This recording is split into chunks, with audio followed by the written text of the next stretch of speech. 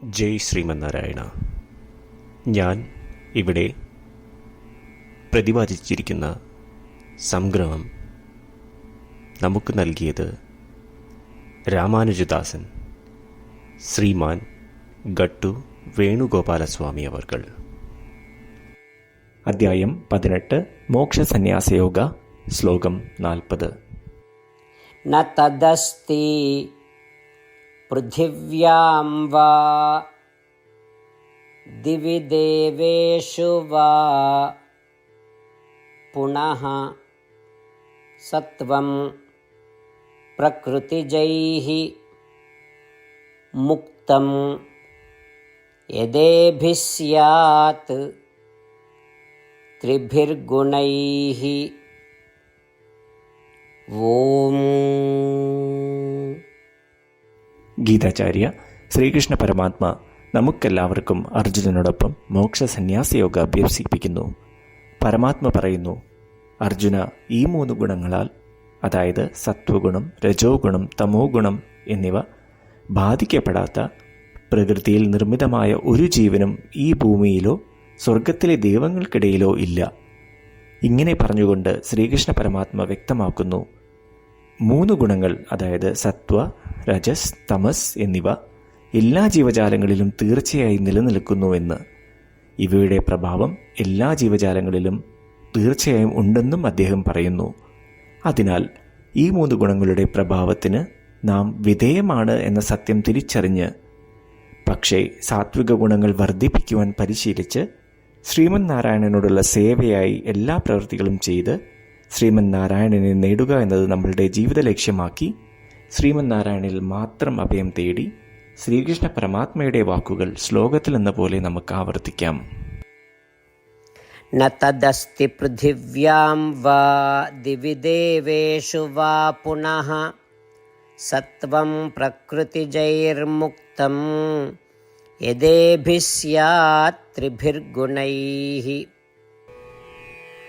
ശ്രീകൃഷ്ണ പരമാത്മാവ് ശ്രീമദ് ഭഗവത്ഗീതയുടെ പൂർണ്ണമായ അന്തഃസത്ത 18-ാം അധ്യായത്തിലെ 65 മുതൽ 70 വരെയുള്ള ശ്ലോകങ്ങളിൽ പ്രതിപാദിച്ചിട്ടുണ്ട്. അതിലെ 8 ഉപദേശങ്ങൾ അനുഷ്ഠിക്കുന്നതിനായി ഭഗവാൻ ഉപദേശം നൽകിയിട്ടുണ്ട്. ശ്രീകൃഷ്ണ ഭഗവാൻ പറയുന്നു, ഈ 8 ഉപദേശങ്ങൾ അനുസരിക്കുന്നവരെ ഞാൻ സ്നേഹിക്കും. ഈ ഭക്തന്മാരെ ഞാൻ എല്ലാവിധത്തിലും സംരക്ഷിക്കും.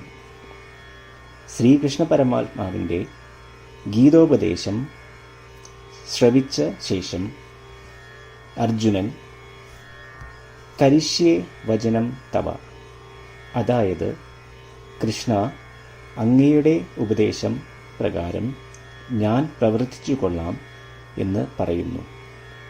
അതുകൊണ്ട് ശ്രീകൃഷ്ണൻ അർജുനന് എല്ലാവിധ വിജയങ്ങളും ഫലപ്രാപ്തികളും നൽകി അനുഗ്രഹിച്ചു.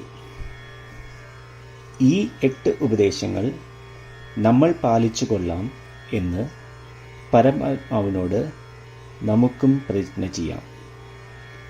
ഒരു പൂജയും തപസ്സും യാഗവും പരമാത്മാവിന് കൊടുക്കുന്ന ഈ പ്രതിജ്ഞയേക്കാൾ വലുതല്ല. നമ്മൾ നടപ്പിലാക്കേണ്ട 8 പ്രതിജ്ഞകൾ ഞാൻ പറയാം. ഇവ നിങ്ങളുടെ മനസ്സിലും ഹൃദയത്തിലും എപ്പോഴും ഓർക്കണം. ഇപ്രകാരം ചെയ്യാം എന്ന് നമ്മൾ ശ്രീകൃഷ്ണ ഭഗവാന് വാക്ക് കൊടുക്കുമ്പോൾ ഭഗവാന്റെ മുഖം സന്തോഷത്താൽ പ്രകാശിക്കുന്നത് നമുക്ക് ദൃശ്യവൽക്കരിക്കാം. ജയ് ശ്രീമന്നാരായണ. ഇവയാണ് നമ്മളുടെ 8 പ്രതിജ്ഞകൾ. ഓ ശ്രീമന്നാരായണ, അവിടുന്ന് ഉപദേശിച്ച പ്രകാരം ഞാൻ എപ്പോഴും അങ്ങയെ ഓർക്കുകയും ധ്യാനിക്കുകയും ചെയ്യും.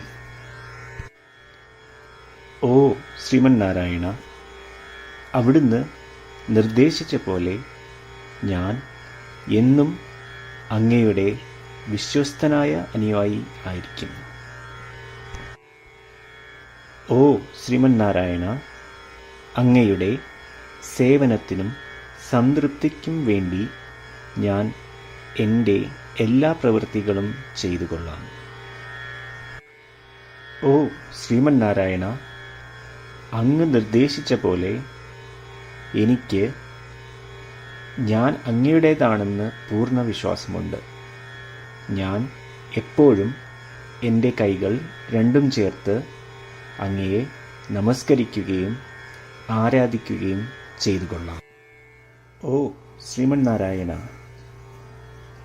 മാം ഏകം ശരണം വ്രജ എന്ന് അങ്ങേക്ക് മാത്രം എന്നെ സമർപ്പിക്കുവാൻ പറഞ്ഞത് ഞാൻ ഓർക്കുന്നു. ശ്രീമന്നാരായണ, ഞാൻ എന്നെ അങ്ങേക്ക് മാത്രം സമർപ്പിക്കുന്നു.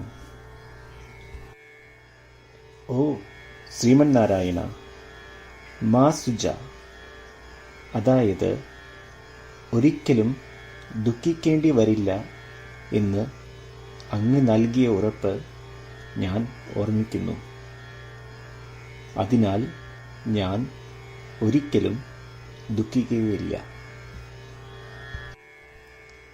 ഓ ശ്രീമന്നാരായണ, അങ്ങ് ഞങ്ങളുടെ രക്ഷയ്ക്കായി ശ്രീമദ് ഭഗവത്ഗീതയിലെ ഉപദേശങ്ങൾ നൽകി ഞങ്ങളെ അനുഗ്രഹിച്ചു. ദിവസവും ഒരു ശ്ലോകമെങ്കിലും വായിക്കുകയോ ശ്രവിക്കുകയോ ചെയ്തു കൊള്ളാം എന്ന് ഞാൻ പ്രതിജ്ഞ ചെയ്യുന്നു.